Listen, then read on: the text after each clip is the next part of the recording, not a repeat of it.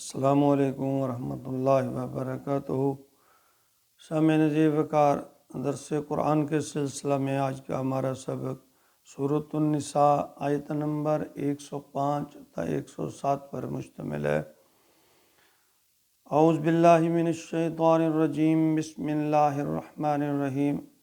انا انزلنا الیک الکتاب بالحق لتحکم بین الناس بما اراک اللہ ولا تکن للخائنین خصیما واستغفر اللہ ان اللہ کان غفورا رحیما ولا تجادل عن الذین یختانون انفسهم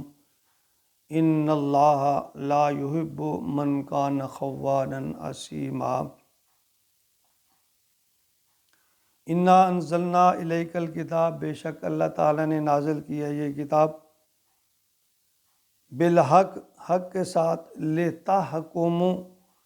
بین الناس کے تم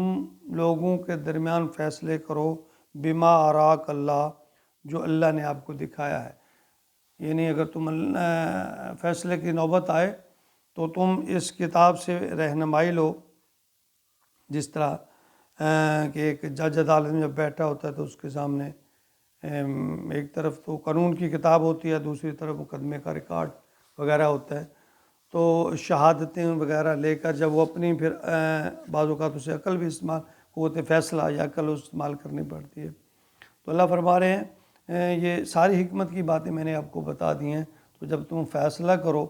تو تمہیں چاہیے کہ اس کتاب سے رہنمائی لو، جو میں نے حکمت تمہیں سکھائی ہے اس سے رہنمائی لو،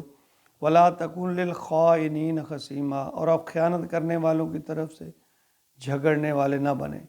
یہاں جو ہے ایک جب خائن کا ایک ذکر آیا ہے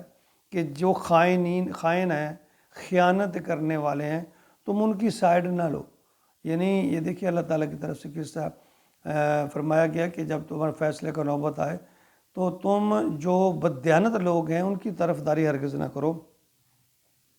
اس پس منظر میں ایک منافق تھا،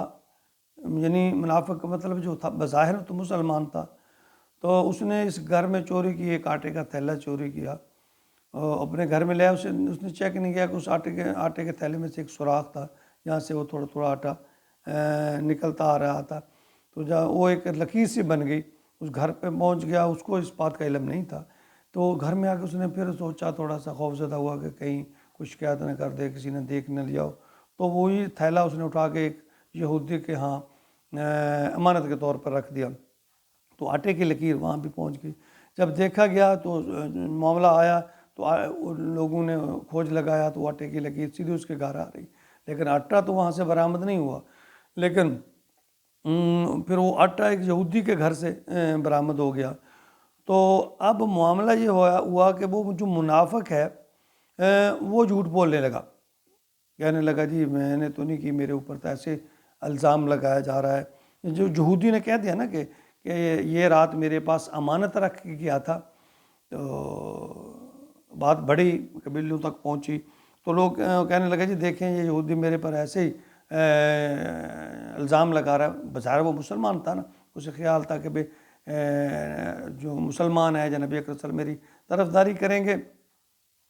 تو اس نے وہ مکر گیا کہ بھئی میں نے تو ایسا نہیں کیا۔ اس کے قبیلے والے بھی جو ہے وہ کھڑے ہو گئے، نہیں جی یہ بڑا شریف آدمی ہے، اچھا آدمی ہے، اس نے کبھی ایسا کام نہیں کیا۔ تو اس طرح انہوں نے نبی پاک صلی اللہ علیہ وسلم کو قائل کرنے کی کوشش کی کہ یہ سچا ہے۔ تو اس بارے میں اللہ تعالیٰ نے فرمایا کہ اب نے، اور بعض روایت میں یہ آتا ہے کہ اسی طرح یہ کہ اس نے زرہ چوری کی تھی جو کہ یہودی کے گھر پھینک دی تھی۔ تو یہ قبیلہ بنی ظفر میں ایک شخص تھا، تعمہ یا بشر بن عبیر، یہ دو نام آتے ہیں۔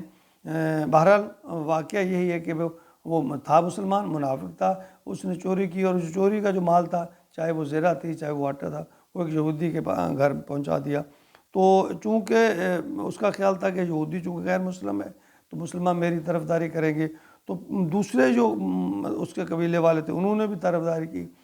تو یہ اللہ تعالیٰ نے فرمایا کہ خیال کرنا ہے آپ نے، کسی خائن کی طرفداری نہیں کرنا۔ واستغفر اللہ ان اللہ کان غفور الرحیم، اللہ تعالیٰ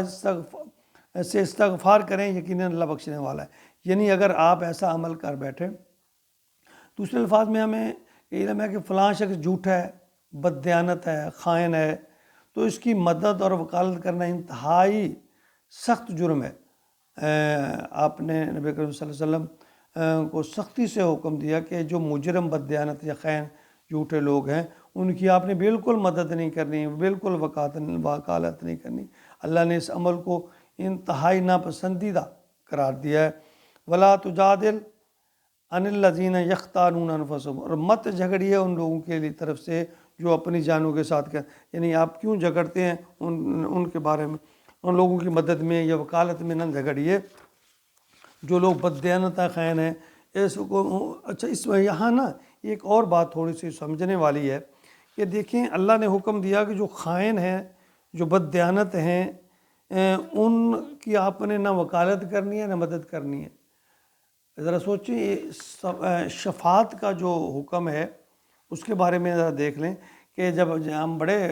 خوش فہمی میں ہیں کہ نبی اکرم صلی اللہ علیہ وسلم جو ہے وہ شفاعت کریں گے، تو اللہ تعالیٰ جب دنیا میں رہ کر یہ حکم فرما رہے ہیں کہ جو بددیانت ہے، خائن ہے، ان کی آپ نے نہیں طرفداری نہیں کرنی، وکالت نہیں کرنی، وہ سفارش نہیں کرنی،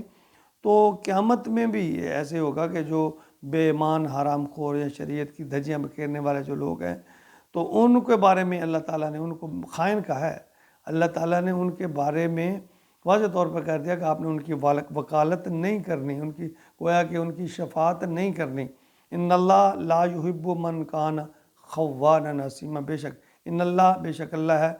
لا یحب، نہیں محبت کرتا، اللہ نہیں چاہتا، نہیں محبت کرتا، نہیں پسند کرتا، من کان خوانا نسیما، جو خیانت میں بڑے ہوئے ہیں اور گناہ گار لوگوں کو اور بددیانت لوگوں کو